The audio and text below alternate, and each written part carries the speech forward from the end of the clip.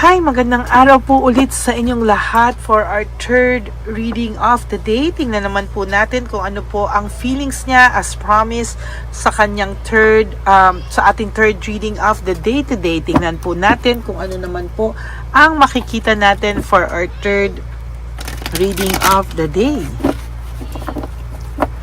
This time, I want to do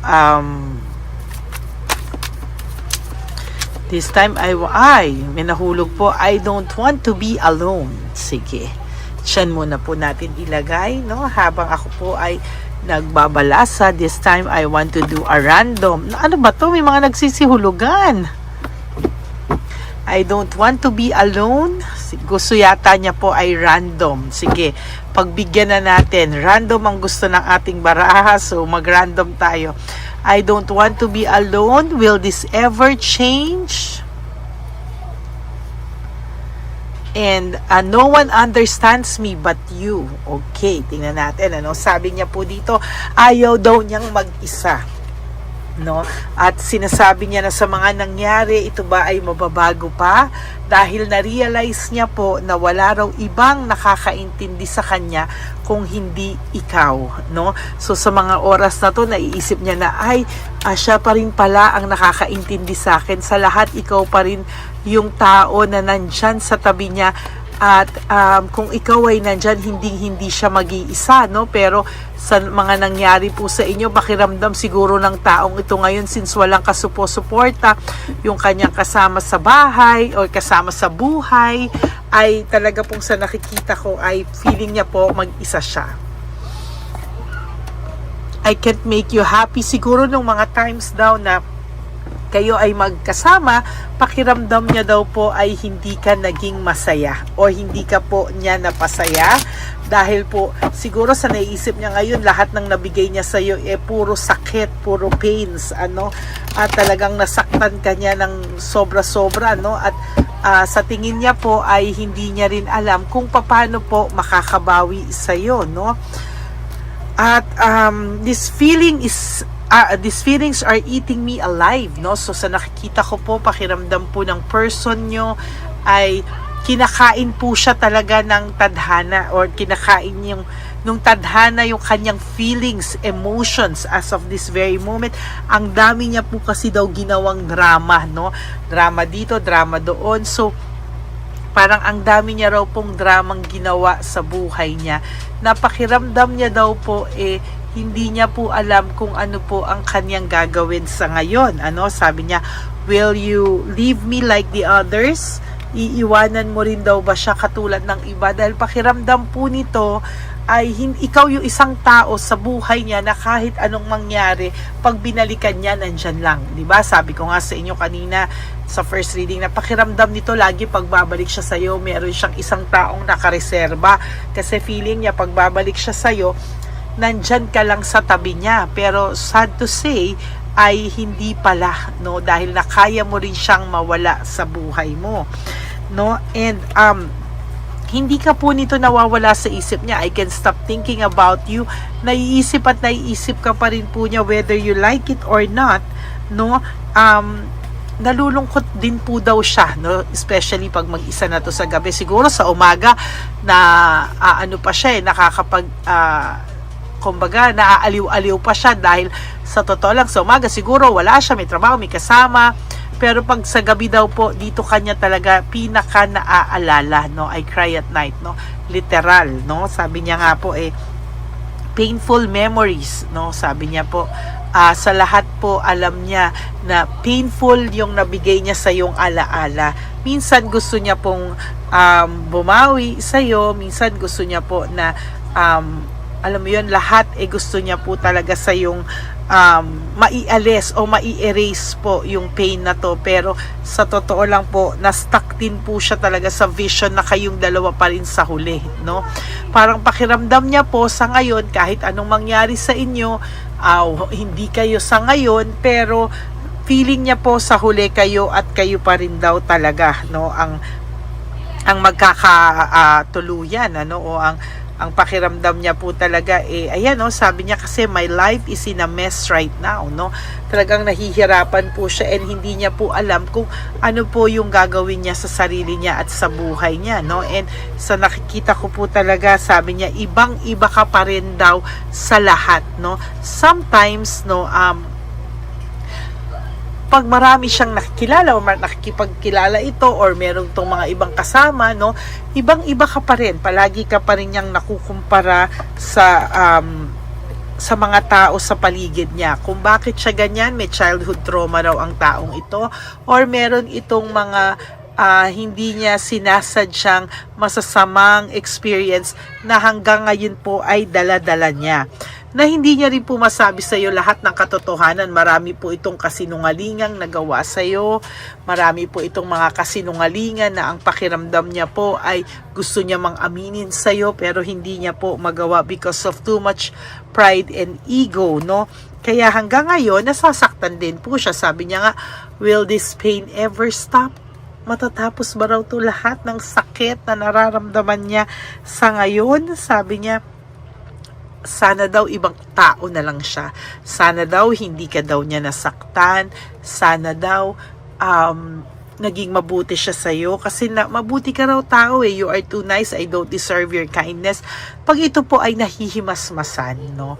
Naiisip niya po yung kabutihan mo sa kanya. Pag ito pong taong to ay nahihimasmasan, pakiramdam niya po sobrang hindi niya deserve lahat ng ginawa mo sa kanya.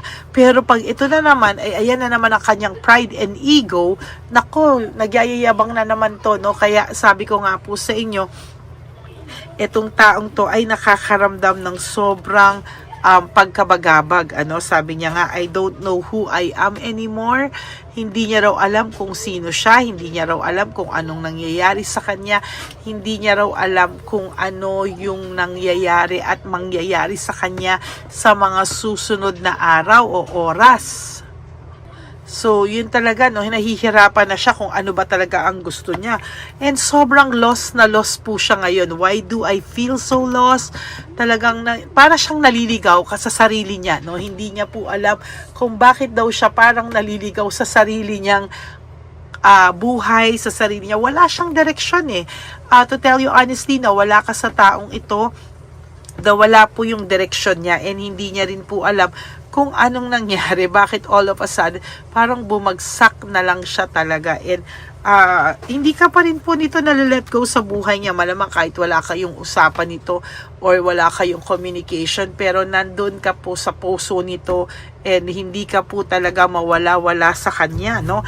Hindi man po ito makapunta sa iyo, hindi man ito makatawag sa iyo, hindi man ito makapag-message sa iyo, I can come to you right now, pero hindi ka po niya totally nalilet go. To be honest with you, hindi ka po nalilet go ng taong ito, no? Takot lang po siya sa rejection. I'm scared of rejection. Takot po siya sa rejection and hindi niya po alam kung ano po ang gagawin mo o gagawin niya para mawala po yung takot nito, no? Hindi niya po alam kung paano siya makakalapit sa'yo because this person is really scared of rejection. Sa sobrang taas ng pride niya, sa sobrang taas ng ego niya, ayaw niya po, no, na parang nakakaramdam ng rejection, no? Parang hindi ka po niya kayang kausapin eh. Sabi sa inyo, I can talk to you right now. Hindi ka po nito kayang kausapin sa mga oras na ito, no? And I can do this right now. Oo, nar. Talagang sunod-sunod. I can come to you, I can talk to you, I can do this right now. Oo, no, talagang duwag ka. Duwag ka at takot na takot kang ma-reject sa sobrang taas ng pride mo, sa sobrang taas ng pride mo, ng ego mo, nahahadlangan yung mas nangingibabaw yung taas ng pride and ego niya kaysa sa pagsisisi niya at pagkamis niya sa iyo. Ganyan kataas ang pride and ego nitong taong to, no? Kaya tinitiis niya lahat ng mga nangyayari sa kanya, tinitiis niya lahat dahil sa totoo lang, hindi niya kaya lumapit sa sobrang duwag nitong taong to dahil sa kanyang pride and ego. Talagang hirap na hirap itong taong ito sa ngayon, ano? Yung kanyang pride and ego na talagang talagang masaklap sa lahat ng masaklap itong taas ng pride and ego niya na talagang sa tutuusin lang, hindi nakakatuwa yung taas ng pride and ego nito. Kasi sa totoo lang, medyo masaklap yung taas ng pride niya. Kahit na sobrang lungkot na siya, hindi niya kinakayang lumapit sa'yo, no? Sabi nga, why do I deserve someone like you? Bakit ba, no? Hindi naman niya talaga deserve ang isang katulad mo dahil napakabait mong tao, no? Ang sabi niya nga, it is all too much, no? Talagang sabi niya, hindi niya kinakaya na iniwanan mo lang siya ng ganun-ganun lang, no? Ang pakiramdam po nitong taong to ay binitawan mo lang siya just like that, no? Parang pag siyang umayaw, pwede, pero pag ikaw ang umayaw, hindi pwede. Ano yun, ano? Hindi pwedeng ganon, ano? At ang pakiramdam niya po, ikaw ang nang iwan sa ere sa kanya, no? Wow, baliktad na baliktad na baliktad na baliktad. How could you ever forgive the mess I've made? Paano mo raw ba siya mapapatawad sa mga nagawa niya kung talagang hindi rin naman siya talaga humihingi ng tawad? So, paano mo mapapatawad ang isang tao na hindi naman po siya humihingi ng tawad sa iyo, no? Paano mo mapapatawad ang isang tao na siya mismo hindi niya alam kung paano magpakumbaba, no? At paano, mag-sorry siya pero hindi niya, parang yung minsan yung pagsasorry niya may pagsisisi pa sa iyo, no? Na ikaw ang may kasalanan. At swerte ka pa na kahit mag-sorry siya ng ganun, no? Pero sa huli wala naman siyang sinasabi kung bakit siya sorry, no? So gusto niyang mag-sorry pero sobrang taas ng pride and ego niya, hindi niya maamin lahat sa iyo, no? And then sabi niya, I can promise you anything. Ayaw niya ring lumapit kasi wala rin naman siyang maipapangako sa iyo na more than that, no? Wala rin naman siyang mapapangako sa iyo ng sobra-sobra, no? And alam din naman nila na paano kanila trinato ay mali, no? Alam na alam din nila na yung pagtrato nila sa iyo ay hindi tama. Yung pagtrato nila sa iyo o yung way ng pagtrato nila sa iyo ay maling-mali din naman talaga. Hay, itong taong to nakaka-drain ang kanyang energy. Sa totoo lang, nakaka-drain ang kanyang hay nako. I want out. Siya yung may gustong nung una na umalis, no? Pero ngayon nagsisisi siya at hindi niya daw ma-express yung sarili niya. Bakit, no? Bakit ganito pa rin ang nararamdaman niya? Emotions overwhelm me. Talagang gulong-gulo ang taong ito. Gulong-gulo siya, hindi niya alam kung ano ang kanyang gagawin, and hino-hold niya lang po yung totoong feelings niya sa iyo because of too much pride and ego, no? Aray. Sorry, pero mahal ka niya, mahal ka pa niya, pero dahil sa too much, mas importante pa rin sa kanya ang too much pride and ego niya, at yan ang talagang aray na aray sa kanya, no? Hindi niya alam kung ano yung gagawin niya sa pride and ego niya. Dapat pretuhin mo na lang ang iyong pride and ego. Nakakainis. Kahit nasasaktan siya, dead man, no? Kahit nasasaktan siya, okay lang, basta mapanindigan niya yung kanyang pride and ego.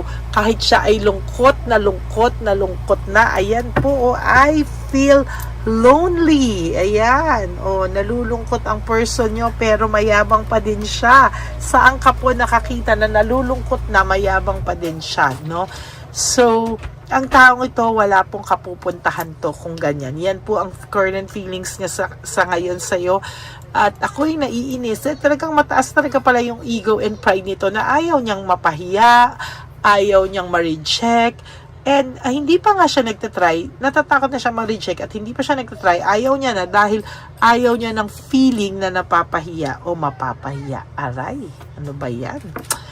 So that is your third reading of the day today, Holy Thursday, no? So ang gaganda po ng readings natin, sana po ay nabibigyan ko kayo ng magandang reading, no? Pasensya na po kayo, ano lang ako dahil ako po ay meditate, nagki-cleansing and sa mga alaga ko. So I hope na naka-resonate pa rin po kayo, and if you do, can you please give me a like and comment down below kung ano po ang gusto nyong ipahiwatig sa akin or sabihing feelings, no? And for those of you who would like to have a private reading with me, you may message me po at Lady Lee Elena. That's Ladyly Elena. Nasa dulo po yan ng ating video. Diyan nyo lang po ako makokontak. That is my only official and legit FB and Messenger account, no? Kung ito ay gusto nyo po sa inyo, no? Tingnan kung ano po ang talagang current feelings, no? Pwede nyo po ako i-message kung gusto nyo pong magpa-private reading. That is Ladyly Elena, Eleyna, at dyan ko po kayo tayo magme-message sa isa't isa. Okay? At ang mga payo ko naman po sa aking mga ever solid, loyal, and faithful na Lady Elena family, I love you all from the bottom of my heart. Reading for Holy Thursday today. Okay? God bless you all, and I love you all from the bottom of my heart. Bye!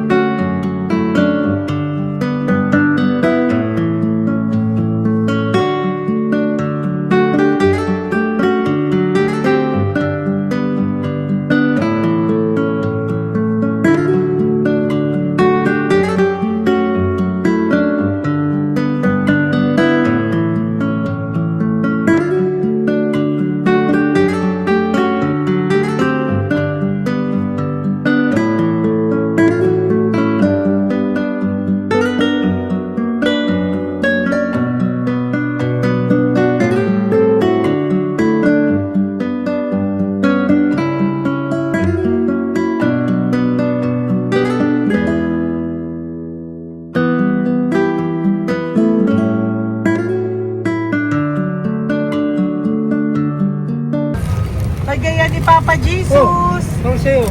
Ito pa no. Go ahead. Pera. Wala na, that's it? Ito po pera. Ito pa pera, oh. Bigaya ni Papa Jesus. Kain mo yan, ha? Jesus yan. Wala ka ng pera dyan, ha? Okay lang kami. Para sa iyo yan, para sa iyo. Naman yan ang isip niya. Pagkain mo yan, ha? Saan ka pa? Bye-bye. Yung pagkain mo kunot. Bakit? Lagay mo lang po dito. Pati po. Pagka po, may bibigay lang po kami sa'yo. Bigay po ni Papa Jesus. Yan, para po sa'yo yan. Ingat po.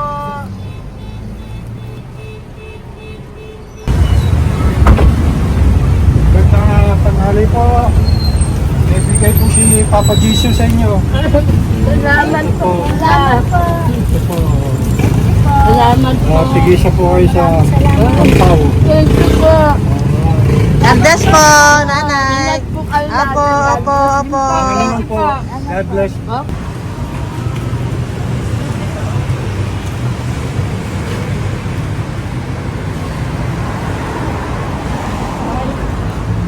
Bigay po ni Papa Jesus sa inyo.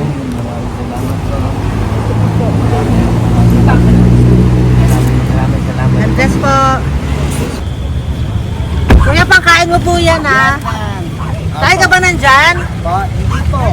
Dito po, nanatimbahan po. Ah! Sa Music Ministry. Doon ka nakapwesto. Opo. Sige po, bye po. Dapat po, ingat.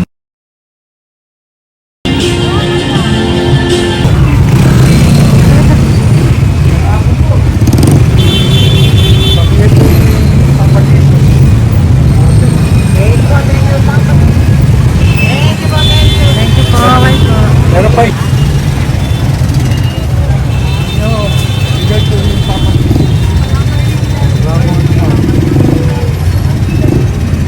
Ayan.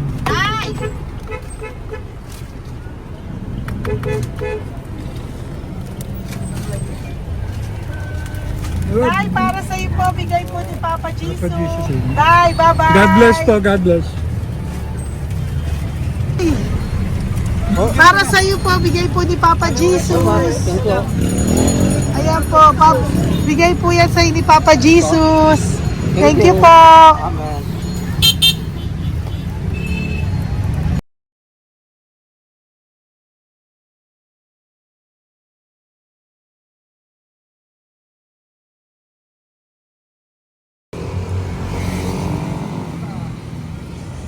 Bigay ni Papa Jesus.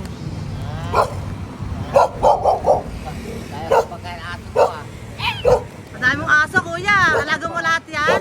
O, nagkait. Hindi na size yan, nasa yung iba. Kalagala. Ay, talaga? Salamat po. Kalagala po. Paano pagkain yan, kuya? Saan mo kinukuha? Sa tambay ko. Lahat. Ang dami. Ang dami niya pong aso. Oy, ang daming aso ni kuya. Sais. May nagbibigay sa inyo pagkain. Nangangalakal ako. Okay po. Tapos, Kaya mo kuya, pag nadaan ako, bibigyan kita ng dog food dito, ha? oo. Dito ka lang ba lagi? Dito ako lang tutulog. Okay po, sige. Okay po. Marami din akong aso sa bahay, eh. Salamat po. Okay po. Isa. Kuya, pangkain mo yan, kuya.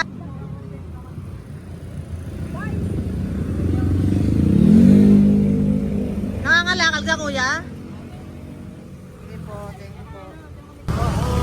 Maraming salamat, ma'am. May pagkain ka, nanay. Sa hirap ng buhay ngayon. Ba't nandito ka, nay?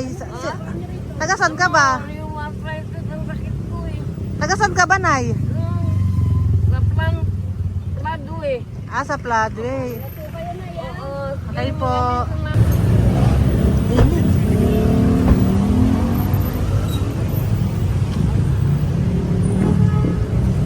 Nay! Bibigay ako sa'yo. Matandaan mo na ako. Ito. Hapon po. Pabigay Si po. tatay. Si tatay. Thank you, Nay. Habay po.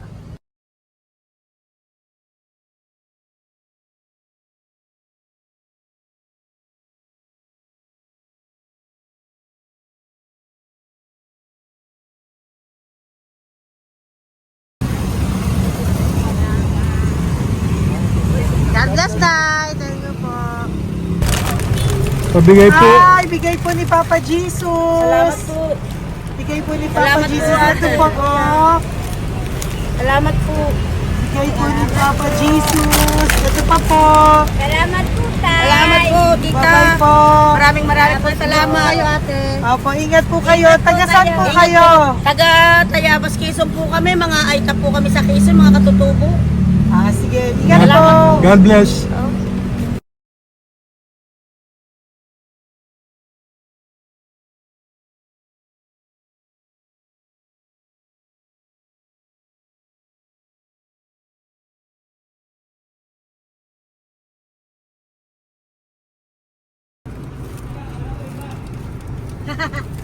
Nay! Kasi tinatawag niya eh. Bigay po ni Papa Jesus. Thank you po. Ayan po. Sobrang Ang sipag mo naman tayo. sipag nyo naman po. Kanina po kasi taglagas ngayon, taglagas. O, pang merienda nyo po yan, Sige po, ha? salamat po sa inyo. Tapos yung road bags po, Kala ko uwi sino nyo mo po. yung businahan niya eh. Ah, sige po, Thank you na bye-bye po. Thank you po, salamat po, bye-bye.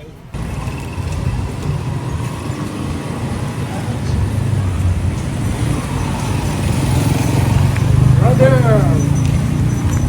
Basta, pabigay ni Papa Jesus. Ang sa'yo. Ang kaya mo yan, ba't hindi ka makatayo? Na ano ka? Ah, okay. Sige, bye-bye. Hello po. Tama. Para sa inyo po, bigay ni Papa Jesus. Thank you very much. Sige po, bye-bye po. God bless you. Tay! Magandang hapon po. Bigay po ni Papa Jesus. Ito pa po, Tay. Para sa inyo po. Bye-bye po.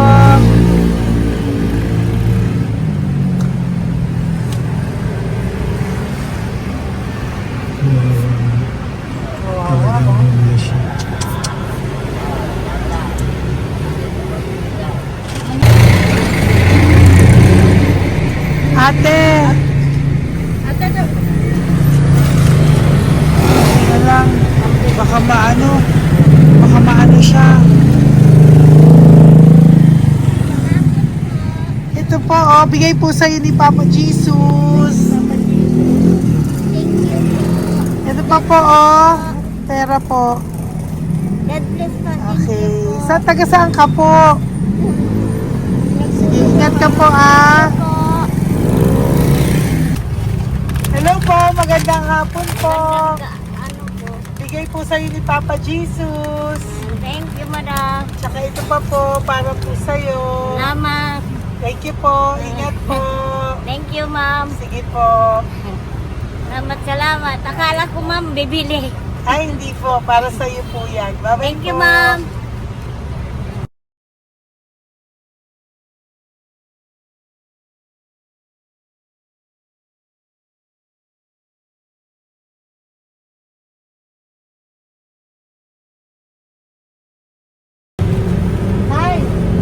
Hirap na hirap. Binigay po ako ng goso. Hirap na hirap Dito siya. po tayo, dito sa kabila. Bawalin mo siya, Lice, pa yan. Kawawa naman. Tay, magandang araw po. Oh Lord. Bigay po ni Papa Jesus. Ay, ito po, ano, pantagdag po. Dagdag po, bigay po ni Papa Jesus. Thank you po. Thank you po. Kawawa naman. Diyos ko, hindi na siya makaano.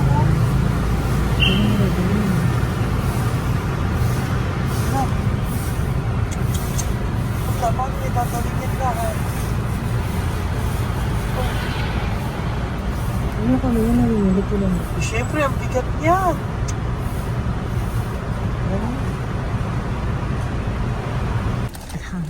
Kaya, bigay sa'yo ni Papa Jesus. Sige po, ma'am. Ayun yung palinis po, ma'am. Hindi na po, okay na Thank you po. po. Ito po. Thank you ma'am. po. Thank you, sir.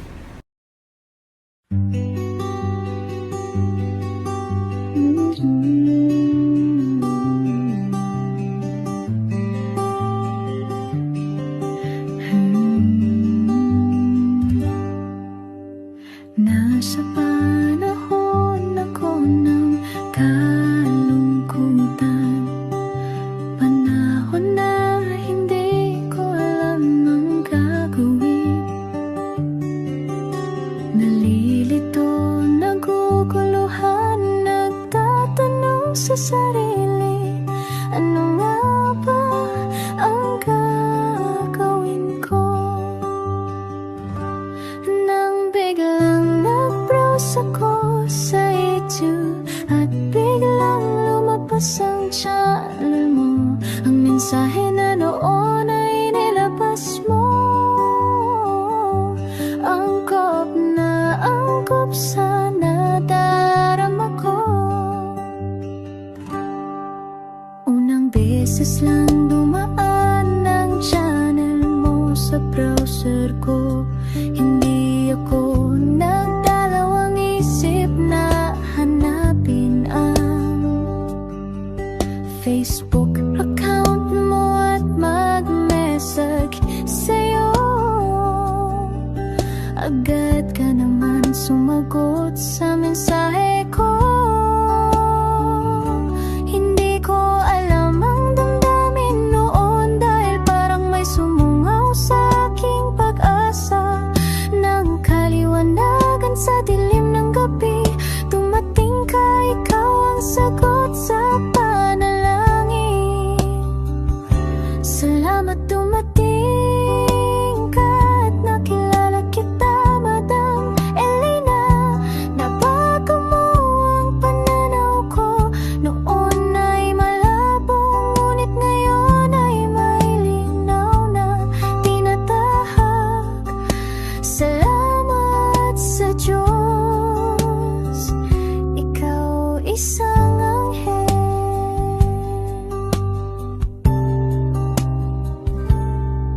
na inihulog sa lupa upang kami ay tulungan na magkaroon ng linaw sa buhay. Pinadaan sa'yo ang mensahe na nais iparating ng ating lumikha. Salamat sa buhay.